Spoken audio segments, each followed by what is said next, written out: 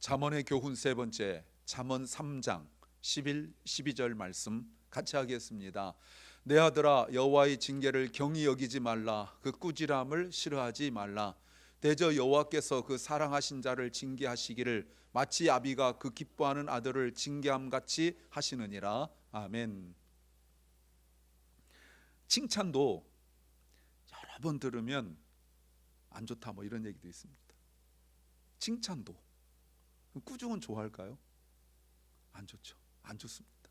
내가 잘못한 줄 아는데 꾸중하면 싫어요. 네, 싫습니다. 그런데 오늘 11절 말씀 보세요. 싫어하지 말래요. 무시하지 말래요. 징계를, 꾸중을, 혼내는 것을 무시하지 말고, 그리고 꾸지람을 싫어하지 말래요. 성경 우리에게 가르쳐요. 물론 앞에 여호와라는 그 전제 조건이 있습니다.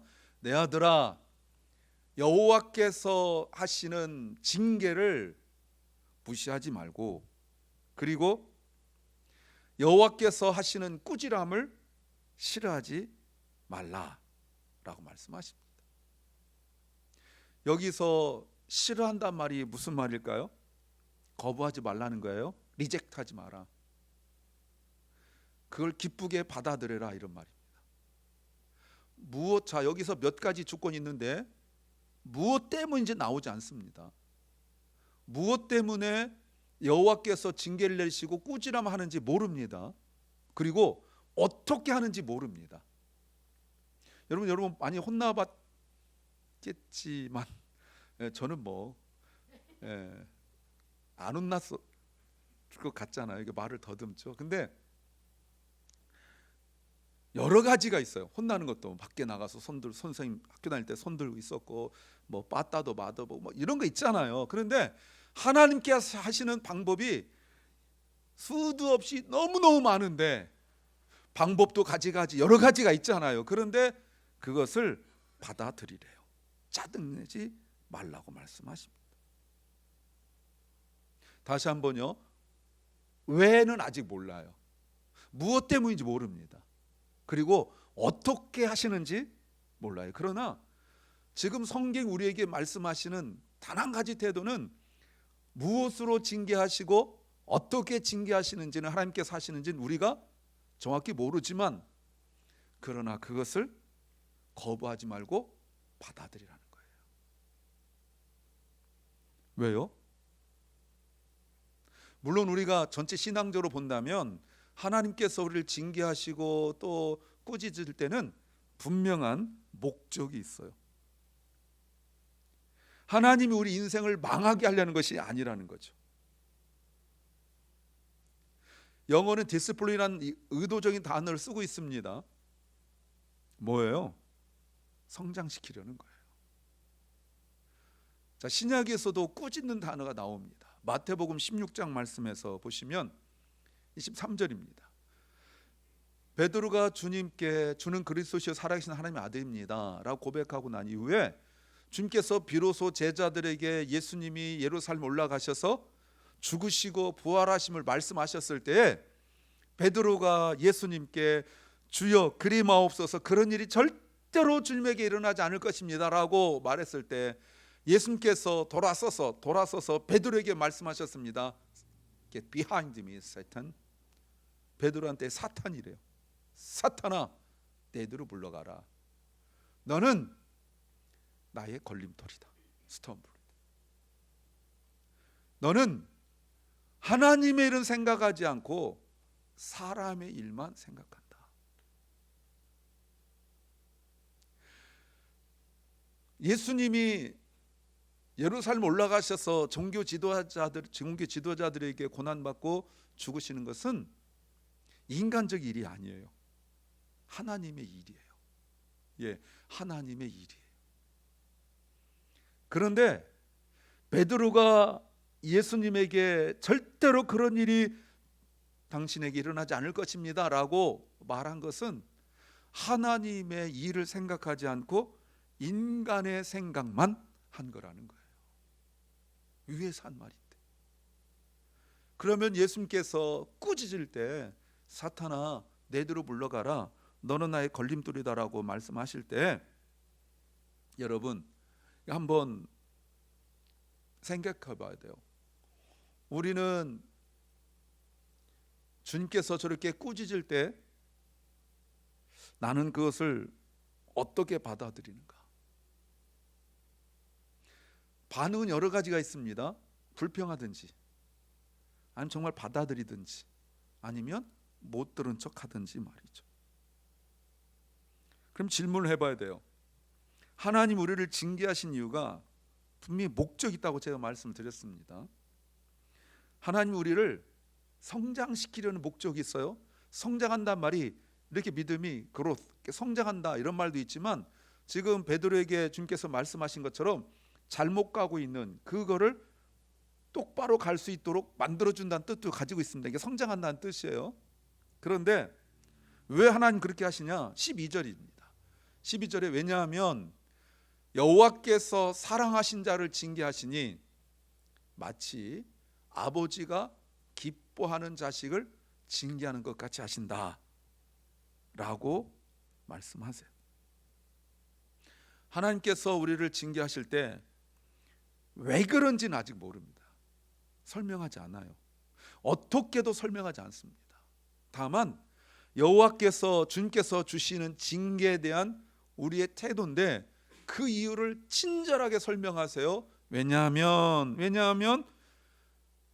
여호와께서 사랑하시기 때문이래요. 근데 그 사랑이 마치 아버지가 자식을 사랑하는 것 같이 징계하신다는 거예요. 무슨 말입니까? 하나님이 우리의 아버지시기 때문이다 하는 겁니다. 우리가 하나님의 자녀이기 때문이래 그랬대요. 그래서 아버지로서 당연히 자녀가 성장하기를 원하는 것은 당연하죠. 내가 잘했다고 생각하지만 아버지가 보실 때 분명히 잘못된 부분이 있죠. 내가 잘하려고 하지만 베드로처럼 인간적인 면에서 잘할 수 있지만 하나님이는 생각하지 못할 수 있다는 거 아니겠습니까?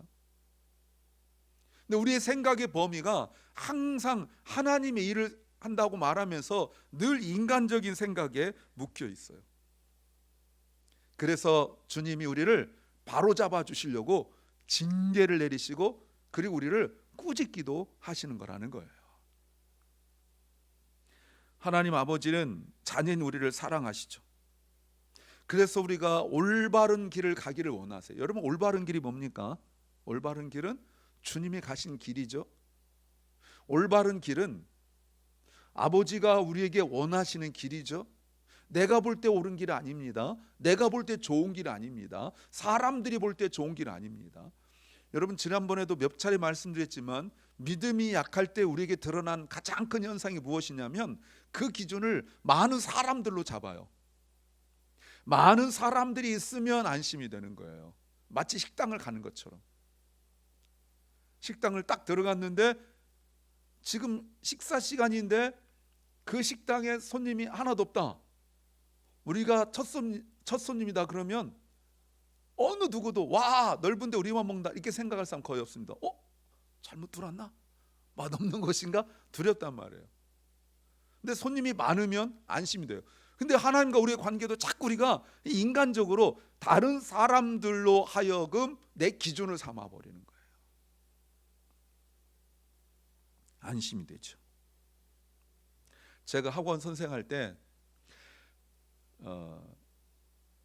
학생들이 여러분 단과학원 다녀봤습니까? 학생들이 딱 어느 과목을 어느 선생님 할 때 유명하지 않고 그러면 이만한 방도 아니고 조그만 방 하나 이렇게 줍니다. 한 10명 이렇게 있어요. 그래서 자기가 어떻게든지 하려고 애들을 뭐 여러 가지 방법이 있습니다. 그 기업 비밀까지 말씀드릴 필요 없고 해가지고 200명이 한 클래스인데 한 번만 채우면 그 다음부터는 쭉 그냥 갑니다. 애들 생각에 이 선생님 몰리네? 그러면 애들이 선생님 잘 가르치시나 보다 그래서 그 다음부터 무엇으로 판단한 거예요? 많은 사람들로. 근데 우리가 자꾸 그래요. 그래서 주님께서 가셨던 그 길은 많은 사람들이 가는 길이 아니란 말이에요. 그래서 우리가 가야 될 올바른 길은 많은 사람들이 가는 길이 아니라 주님께서 가신 길이고 우리가 마땅히 가야 할 길이에요. 그러나 올바른 길은 쉽게 눈에 보이지도 않고 사람들이 좋아하지도 않기 때문에 자꾸 우리는 내 생각대로 내 판단대로 가려고 해요. 그러므로 우리 아버지 하나님, 우리가 바른 길을, 옳은 길을 갈 수 있도록 징계하시고 훈계하시는 거예요. 이것이 아버지가 우리를 사랑하시는 방법입니다. 하나님 우리를 사랑하시는 방법이 여러 가지가 있습니다. 여러분 다시 한번요, 구약에서 신약에서 전체적으로 하나님 우리를 사랑하시는 가장 뚜렷하고 확실한 방법은 주의 종을 보내는 거예요. 그래서 말씀을 가르치는 거예요. 또 욥을 통하여 보셨지만 하나님께서 경제적으로나 사업 뭐 이런 거 가정을 지켜주는 것 사랑하는 방법이에요. 근데 우리는 자꾸 그런 사랑을 받았음에도 불구하고 여전히 내 길을 가기 때문에 결국은 아버지 하나님이 우리를 위하여 사랑하는 독생자를 보내신 거죠. 이것이 가장 우리를 사랑하시는 방법이에요. 그러므로 하나님께서 자신의 사랑하는 독생자를 우리에게 주셨기 때문에 우리는 모든 일들 속의 기준이 그 다음부터는 구약의 율법이 아니라 이제는 예수 그리스도가 기준이 되어버렸어요. 이게 큰 차이입니다. 히브리서 말씀 보십시오. 12장 5절과 6절 말씀에 5절, 하나님께서 아들들에게 하듯 너희에게 말씀해 주신 권면을 잊었다. 나의 아들아, 주님의 훈계를 가볍게 여기지 말고 그분께 책망받을 때에 낙심하지 말라. 6절, 주께서 사랑하는 자를 훈계하시고 받아들이는 아들마다 채찍질하신다라고 말씀하십니다. 하나님이 사랑하시는 자를 향한 징계의 방법이에요. 그래서 우리가 죄에서부터 돌아서서 아버지께로 가까이 오고 우리가 세상에 물든 그 삶의 마음이 돌아서서 거룩한 길, 또 주님이 가신 그 길을 아버지의 삶을 살도록 우리에게 원하시는 거죠. 그래서 우리가 하나님께 징계를 받을 때마다 한 가지 질문을 계속해야 돼요. 내가 이런 징계 속에서 하나님의 사랑을 느낄 수 있는가? 이게 중요하죠.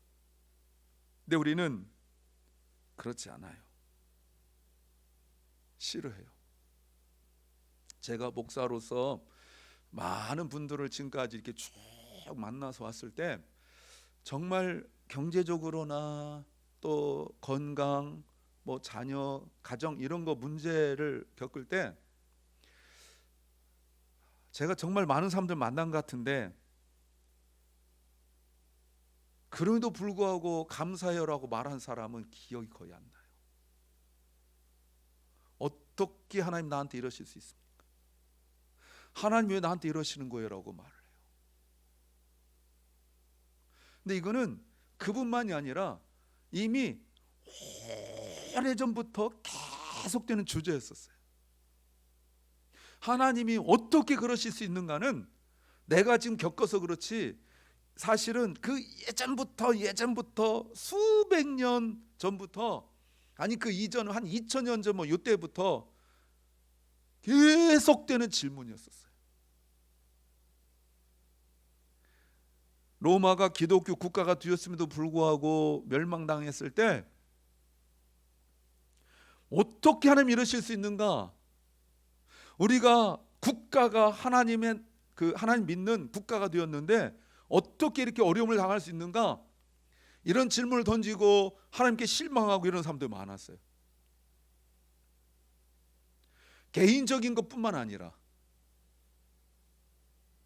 정말 그 평상시에는 그렇게 생각하지 않다가 어려운 일을 겪었을 때 왜 하나님은 나를 이렇게 힘들게 하시는가에 관한 질문들을 수없이 던졌고, 하나님께 질문해봤자 욥이 하나님께 질문했을 때 하나님께서 아무 말씀 안 하셨던 것처럼 아무 말씀도 안 하니까 이제 목사 붙들고 하나님이 어쩜 이러실 수 있습니까? 막 이러죠. 그러면 저도 어떤 때는 나도 말해주고 싶어요. 나도 모른다. 나에게 일어난 일을 봤을 때 나도 모른다. 그러나 분명 확실한 거 뭡니까? 이것이 하나님 우리를 사랑하시는 방법이라는 거예요. 잠언 말씀 보세요. 잠언 12장 1절 말씀 같이 한번 읽어볼까요? 시작. 훈계를 좋아하는 자는 지식을 좋아하나 징계를 싫어하는 자는 짐승과 같다. 짐승의 특징이 뭡니까? 본능이잖아요. 짐승은 모든 것이 본능에 의하여 움직여요.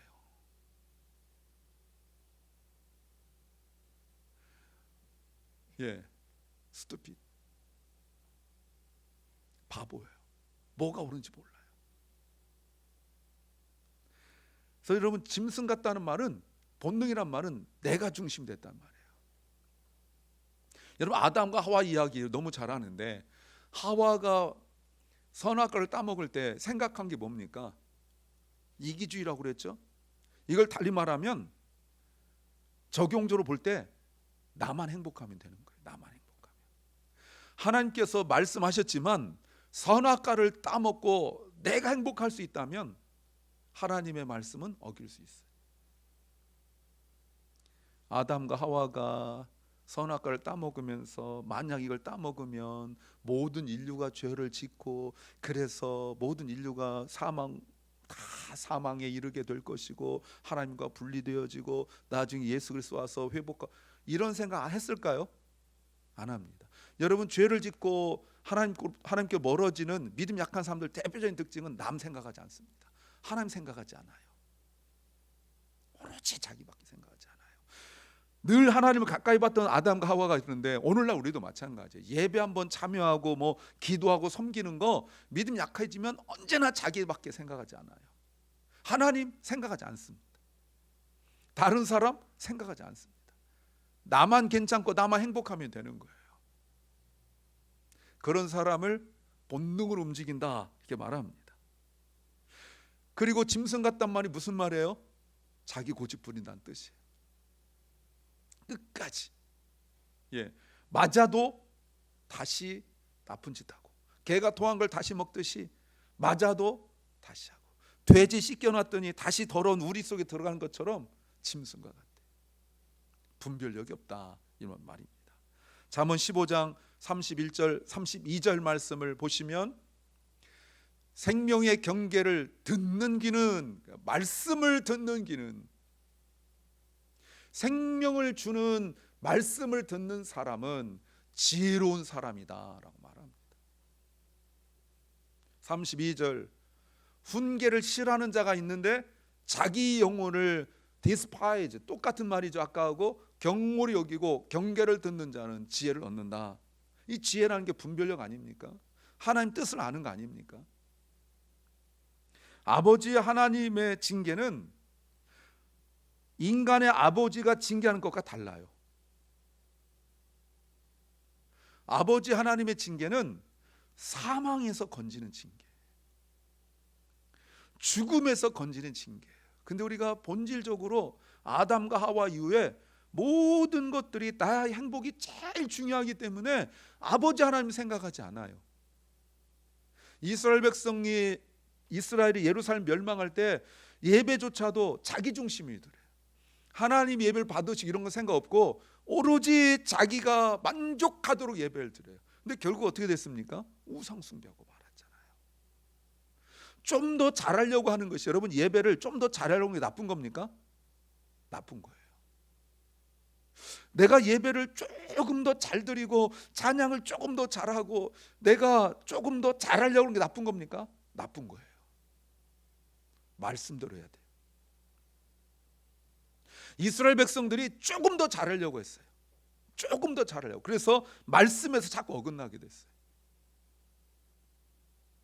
결국 어떻게 됐어요? 우상 숭배하게 되고, 결국은 에스겔 선지자를 통하여 보여주셨던 것처럼, 예레미야 선지자를 통하여 우리에게 보여주셨던 것처럼, 여러분, 우상을 섬기는 그 신전이 하나님의 성전 가운데 있었어요. 근데 그걸 몰라요. 그걸 모릅니다.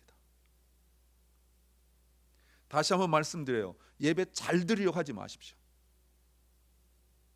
말씀대로 드리면 돼요. 그럼 충분해요. 제 대학 다닐 때 교수님 한 분이 계셨는데 이분은 예전에 한 말씀드렸어요. 자기가 쓰라는 대로 쓰지 않으면 마이너스 100점을 줍니다. 마이너스 100점. 그래서 다시 시험 보면 100점 맞아도 0점이에요. 그럼 F 다음 학기 또 드려야 돼요. 근데 그분이 쓰라는 대로 쓰면 점수 나와요. 근데 이게 안 돼요. 왜? 더 쓰고 싶어요. 더 쓰면 점수가 마이너스예요. 우리가 얼마나 그 교수님 싫어했는지 몰라요. 물론 저는 여러분 예상했다시피 100점 예상했다시피 늘 세상의 기준은 교수님도 자기가 원하는 대로 해야 되는 거 있잖아요.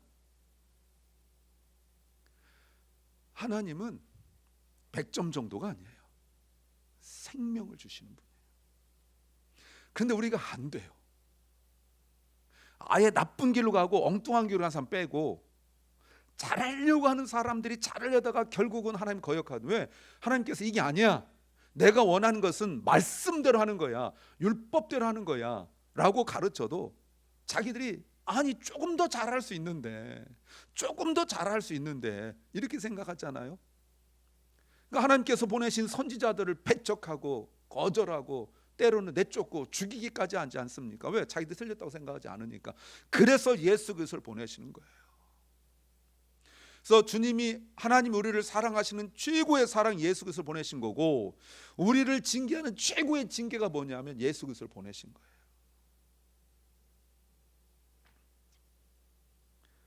그래서 하나님께서 우리를 징계하시는 것은 우리를 멸망시키는 것이 아니라 우리를 온전한 사람으로 세워 나가는 것입니다.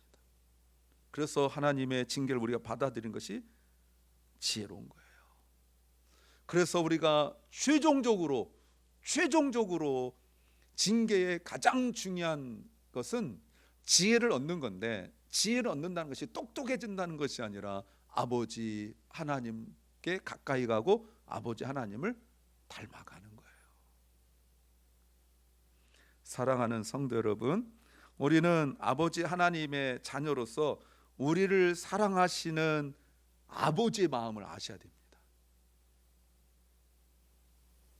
때로는 우리가 넘어졌을 때 이렇게 세워주시고 또 우리를 바른 길 가게 하시는데 우리가 죄악된 품성이 그걸 거절해요. 왜? 내 눈에 보이는 게 있기 때문에, 내 생각이 있기 때문에. 사랑하는 여러분, 그러나 우리가 잘못된 길 가고 우리가 좀 더 잘하려고 하는 그 속에서 우상 숭배까지 나아갈 때 주님 우리를 바로 잡으실 때 돌아서셔야 돼요. 그렇지 않으면 결국은 우리가 엉뚱한 길로 가서 원하지 않는 결과를 얻을 수 있기 때문에 그렇습니다. 징계를 통하여 하나님의 사랑을 깨닫고 주님을 더욱 닮아가시기를 소망합니다.